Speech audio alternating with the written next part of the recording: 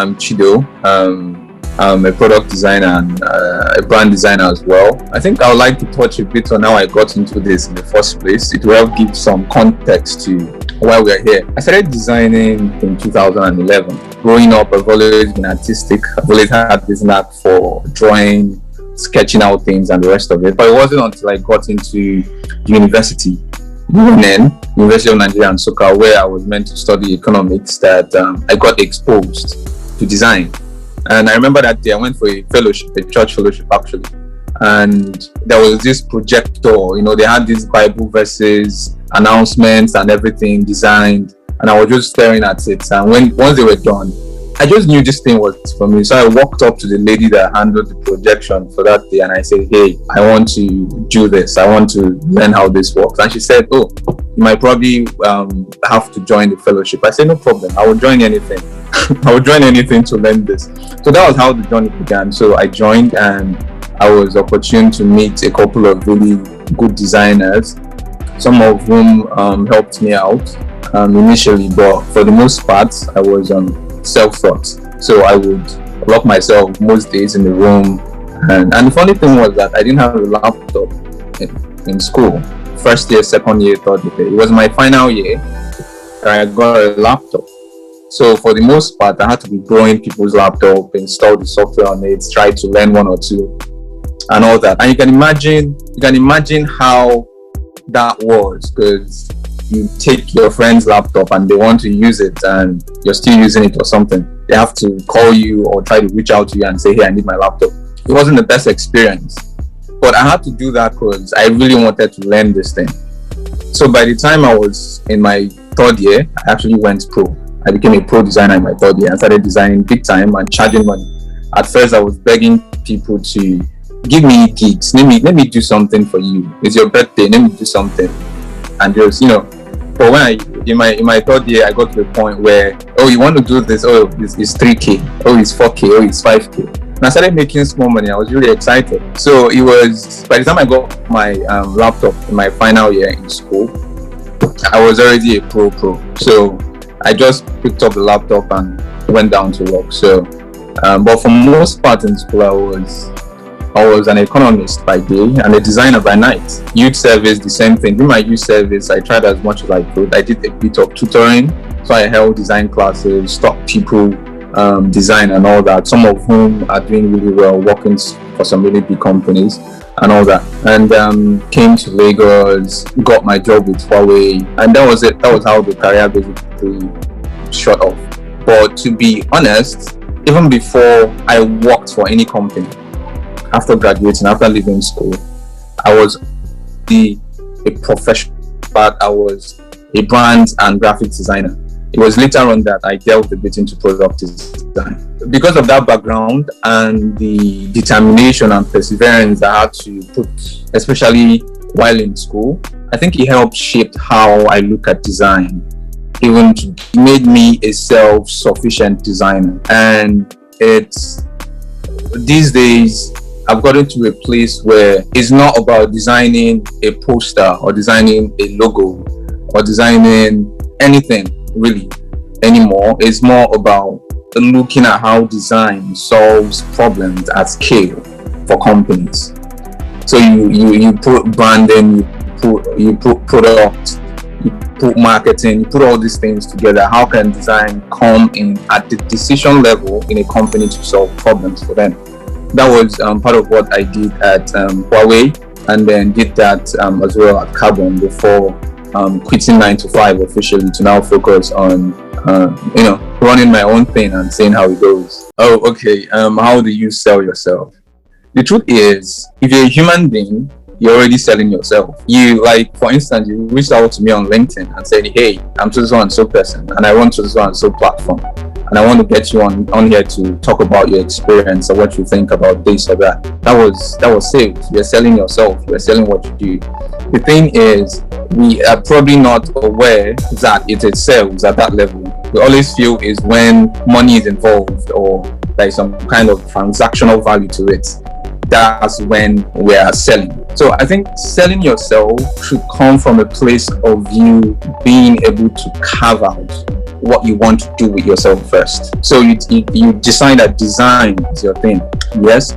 So what kind of design it is? Like you said, product design, for instance, but there are a lot of other designers out there. So kinds of designers out there. So I'm going to try and cover a bit more than just product design. You decide that design is what you want to do. You have to still design. Do I want to be a brand designer? Do I want to be a product designer? Do I want to be maybe a UX designer or a UI designer, or both of them, a researcher, or whatever it is that you want to be? Like, what exactly do you want to do and why? I like things, particularly on a personal level, I like things that are about passion and purpose, because even when things get tough, that's what keeps you going. When you have some direction and some inner strength that connects to what you do, it helps a lot. So I think I would say first off, it comes from knowing what kind of designer are you and what impact are you trying to make? What change are you trying to bring about? First off, because you have a lot of people, like I talk with clients at times, and they always say something like, "Oh, we are talking to you and you're making this whole thing make sense to us." But we talked to some other designers and all they could tell us was say colors and typography and this and that and that, and they couldn't really tell us how does that solve our problem. Not selling design, you're selling solutions to problems. Talking about impact, like you have to know what you're trying to achieve for yourself. Sales, especially when you are what you're saying, is an inside out thing. You cannot sell what you don't have. You cannot convince me to buy what I'm not saying. Yes, there is a portfolio, there is all that, which is wonderful and awesome. But then on a personal level, what are you trying to do with yourself? And then another thing I would like to touch on is that of character, because sometimes we skill up to a certain level and we'll feel, oh, it's the skills that matter. Oh, I've done this for 10 years. I've done this for 15 years. Nothing else matters. And the truth is, as much as that is true, there is a place of being human and having some decent character to go with your skills. So as you're developing your skill set, you're developing your person, you're developing who you are, your self-confidence, your integrity, you're building all those as well. When you give someone your word, you're giving them your word, stick to it, make sure you do it. And character also needs you to understand that you must not do business with everybody. Everybody must not hire you to do something for them. Knowing how to sell yourself also involves knowing when to stand up and walk away, because that's why I started with having a sense of purpose and direction regarding what you're doing and how you're applying yourself to what you're doing. Because what it does for you is where you're going, what you're trying to create, the impact you're trying to make is so clear to you that once you're talking to someone, to a potential client about anything, and you can see that project isn't going to in any way help you get to where you're going, then it's time to walk away from it. So that understanding that you must not do business with everybody. One thing that I've always done from experience is arming myself with enough knowledge about the potential clients, who they are, what they are trying to do, who the decision makers are, and information like that. So when you get there and then you sit down and you're having a conversation, you understand them from the inside out. You know who they are, you know what they are trying to do with their brand, you know who their customers are. So it's easier to have a conversation that they can actually see would have a positive impact on their bottom line. Which brings me to another point, which is, so what really is their problem? So if everybody comes to you and say, oh, your website is outdated, we just need to change it. Okay, after I change it, what then happens to my business? After I change it, how does it grow my business? How does it affect my numbers? But then when you start looking at data, when you actually maybe carry out some research on these things, and then look at, ask them questions like what their conversion rates are, and look at their bounce rates and everything, the leads they're generating and all that. It's now easier to say, oh, this is the problem you're having, and this is how I can use design to solve the problem. Now, as a business person, as an entrepreneur, as a founder, or whatever I am, as a decision maker, I'm going to listen to you because you're talking money. But a lot of designers exist on that level where they are telling you, oh, pretty graphics, oh, the website would look like Facebook, or it look like Apple's website, or it will just be sleek and fine, and the animations are this and that. Yeah, awesome, wonderful. But how does it translate to money for my business? So the market is increasingly now pushing designers to not just speak design, but to speak business. And a lot of designers are finding it really difficult to do that because they don't know how to translate the work that they do to a language that the business person would understand.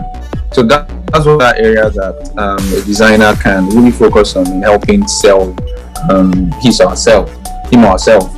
And then you have a portfolio. Like, I see what a lot of designers out there do is they lift portfolios. Like, they look at what someone else has done and what worked for them, and then they lift it and they use it for theirs and put their project, just basically copy and paste.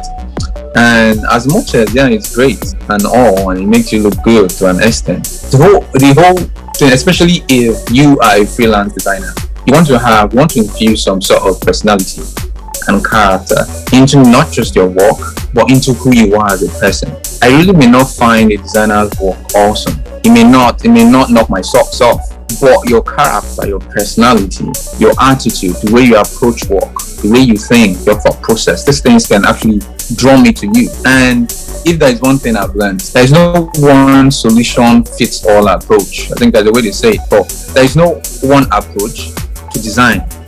There is no, people will tell you, this design methodology, how to go about design, how to do this, how to do that. And I can tell you that at the level that I am presently, I don't intentionally apply any of those processes. Not because they are not important, but because every work, every project, every brand is unique. And you have to understand the problem before you solve it. So when you understand the problem and the solution involves you walking upside down, then you have to walk upside down. Though the textbook said, you know what, you have to walk upright. No, walk upside down. That's what the solution is.